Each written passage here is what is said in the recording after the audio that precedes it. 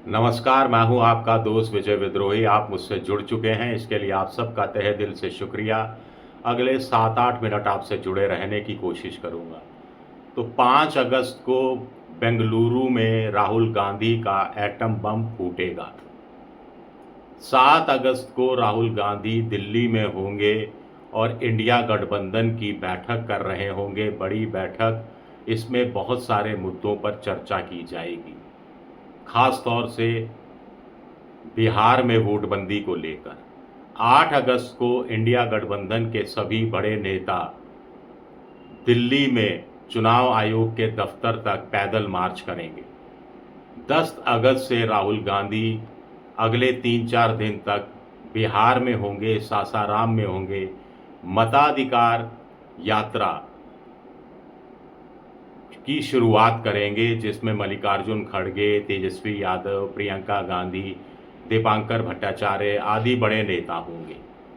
तो ये 5 से लेकर 10 अगस्त तक, यानी 10 अगस्त को जो यात्रा 3 चरणों की शुरू होगी, 30 जिलों में जाएगी, वो पहला चरण 13 अगस्त तक खत्म होगा। तो 5 अगस्त से 13 अगस्त तक का विपक्ष का ये कार्यक्रम हमारे सामने है और हर जगह राहुल गांधी दिखाई दे रहे हैं। बेंगलुरु में राहुल गांधी होंगे, दिल्ली में अपने घर भोजन में जो बुलाया है उन्होंने, और बड़ी बैठक जिसमें मल्लिकार्जुन खड़गे के साथ राहुल गांधी होंगे। मार्च, पैदल मार्च जो लोकसभा, जो चुनाव आयोग के दफ्तर तक पहुंचेगा, वहां राहुल गांधी होंगे। और बिहार में मताधिकार सम्मान यात्रा के दौरान भी राहुल गांधी होंगे, अधिकार यात्रा के दौरान भी। तो राहुल गांधी आखिर चाहते क्या हैं? क्या राहुल गांधी ने अब ठान लिया है कि आर पार करने का यही मूड है, यही देश में मौसम बन रहा है, यही देश में माहौल है? क्या राहुल गांधी ने अब ये बात का एहसास कर लिया है कि प्रधानमंत्री नरेंद्र मोदी अभी जितनी कमज़ोर विकेट पर हैं, शायद ही 11 साल में इतनी कमज़ोर विकेट पर रहें, और जब लोहा गर्म हो तो हथौड़ा मार देने में ही समझदारी है? बड़ा सवाल उठता है कि इंडिया गठबंधन की बैठक 14 महीने बाद होगी।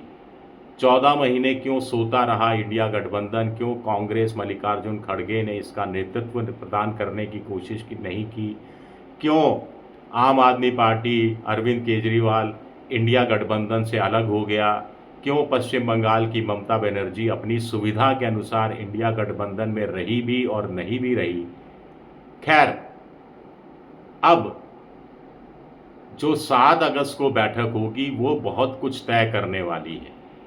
ममता भी आ रही हैं, उद्धव ठाकरे भी आ रहे हैं, डीएमके के नेता भी आ रहे हैं, फारूक अब्दुल्ला भी आ रहे हैं, अखिलेश यादव भी आ रहे हैं, तेजस्वी यादव भी आ रहे हैं, शरद पवार के भी आने की बात, या उनकी पार्टी से किसी के आने की बात कही जा रही है, और झारखंड मुक्ति मोर्चा भी इसमें भाग ले रहा है। तो क्या इसमें कोई एक स्वरूप बनेगा कि इंडिया गठबंधन अब स्थायी रूप से 2-3 महीने बाद मिलता रहे? बिहार का चुनाव महागठबंधन के रूप में नहीं, इंडिया गठबंधन के रूप में लड़ा जाए। ममता बनर्जी से लेकर उद्धव ठाकरे से लेकर शरद पवार से लेकर स्टालिन तक सब बिहार के चुनाव में इंडिया गठबंधन के लिए रैलियां करते हुए नजर आए। क्या इसका कोई स्वरूप बनेगा? इससे पहले हमने देखा था कि लोकसभा में जब पिछले सत्र में अडानी अंबानी का विरोध कर रहे थे राहुल गांधी, तो शरद पवार की पार्टी थोड़ा सा पीछे हट गई थी, ममता भी थोड़ा टाइम आगे रही थी, फिर इस मसले पर पीछे हट गई थी। अखिलेश यादव ने भी कह दिया था कि हमें हमारे सांसदों को उत्तर प्रदेश से संबंधित मसले भी तो उठाने हैं। एक ही व्यक्ति को लेकर, एक ही विषय को लेकर लगातार संसद बंद की जाती रहेगी तो काम कैसे चलेगा? तो राहुल गांधी और मल्लिकार्जुन खड़गे को यहाँ समझदारी दिखानी पड़ेगी।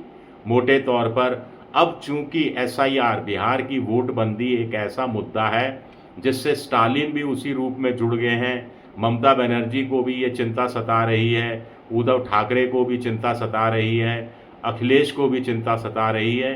तो एक कॉमन सूत्र में एक तरह से हम कहें, ममता बनर्जी और बाकी विपक्ष के नेताओं को चुनाव आयोग ने कॉमन सूत्र में पिरो दिया है। मोदी जी ने इसमें मदद की है। इसका कितना चुनावी लाभ एक नैरेटिव के स्तर पर उठाने की कोशिश करेगा इंडिया गठबंधन, ये देखना दिलचस्प होगा। शुरुआत तो देखिए बेंगलुरु में बम फोड़ने से होगी, जिसमें बार बार मैं आपको बता चुका, एक बार फिर दोहरा दूं कि कांग्रेस के अनुसार बेंगलुरु की एक लोकसभा सीट में 6.5 लाख वोट पड़े थे, जिसमें 1.5 लाख फर्जी वोट थे, यानी हर चौथा वोट फर्जी था। हर फर्जी चौथा वोट बीजेपी की झोली में गया था और बीजेपी एक मुश्किल सीट को 25,000 के अंतराल से जीतने में कामयाब हो गई थी।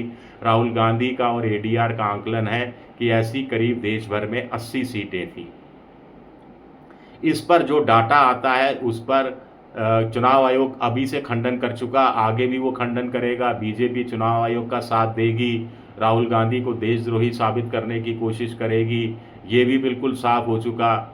तो इस लड़ाई को जनता के बीच जाकर सड़कों पर इकट्ठे होकर ही लड़ा जा सकता है। ममता को भी राहुल गांधी के सुर में, अखिलेश को भी और स्टालिन को भी और शरद पवार को भी राहुल गांधी के सुर में बात करनी पड़ेगी अगर चुनाव आयोग पर दबाव बनाना है।